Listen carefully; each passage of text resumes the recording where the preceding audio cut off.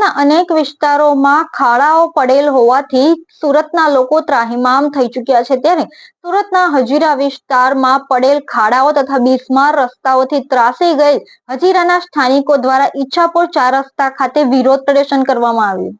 Banner અને placard લઈને હજીરા વિસ્તારના લોકોએ વિરોધ નોંધાવ્યો છે। હજીરા કાંઠા વિસ્તારના ખરાબ રસ્તાઓ અને તેના કારણે સામાન્ય લોકોને પડતી સમસ્યાઓ અંગે વારંવાર ચેતવણી આપવા છતાં સરકાર અને NHAIના અધિકારીઓ દ્વારા કોઈ સમસ્યાનું નિરાકરણ કરવામાં આવ્યું નથી, જેના કારણે સમગ્ર હજીરા કાંઠા વિસ્તારના લોકો આ સમસ્યાથી પરેશાન છે અને તેથી આ વિસ્તારના 100 થી વધુ સ્થાનિકો ઈચ્છાપુર 4 રસ્તા સર્કલ ખાતે વિરોધ પ્રદર્શન કરવા એકત્ર થયા હતા। બિસ્માર રસ્તાઓથી હજીરા કાંઠા વિસ્તાર ખાતે રહેતા લોકો ત્રાહિમામ પોકારી ઉઠ્યા છે।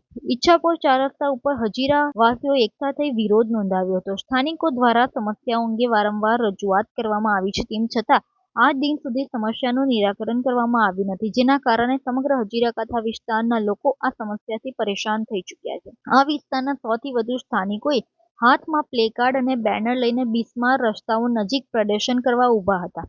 હાથમાં વિવિધ પ્રકારના પોસ્ટરો લઈ પ્રદર્શન કરતા સ્થાનિકો નજરે આવ્યા હતા। ચૂંટાયેલા પ્રતિનિધિઓ અને સરકારી અધિકારીઓને જાગૃત કરવા માટે આ વિરોધ પ્રદર્શન સ્થાનિકો દ્વારા કરવામાં આવ્યું હતું। જો કે વિરોધમાં તમામ પોલીસ અને ટ્રાફિક નિયમોનું પાલન પણ લોકો દ્વારા કરવામાં આવ્યા હતા। ઉલ્લેખનીય છે કે હજીરા વિસ્તારમાં વિશાળકાય ઉદ્યોગો આવેલા છે। અહીંથી રોજે રોજની હજારોની સંખ્યામાં ટ્રક અને હેવી વ્હીકલ પસાર થાય છે। રોડની સ્થિતિ કફોડી છે, મસમોટા ખાડાઓ જોવા મળે છે, જેના કારણે અનેકવાર વાહન અકસ્માતની ઘટના પણ બનતી હોય છે। આ જ કારણ છે કે સ્થાનિક લોકો આ મુદ્દેશો ભરાયા છે। અનેકવાર રજૂઆત કર્યા બાદ પણ કોઈ નિકાલ નહીં આવતા આજે સ્થાનિકો દ્વારા વિરોધ પ્રદર્શન કરવામાં આવ્યું હતું।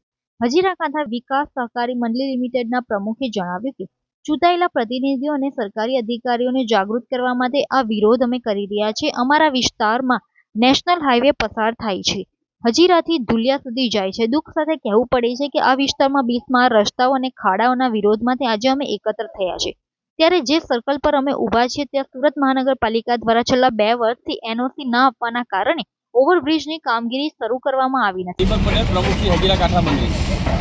કઈ રીતનો વિરોધ છે અને શું માંગણી?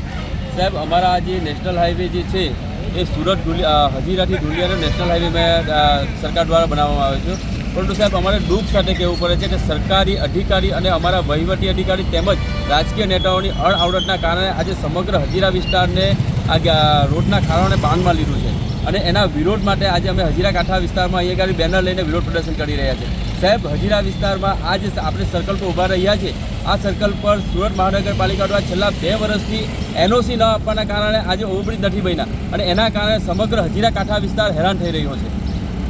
માંગણી શું આગળ?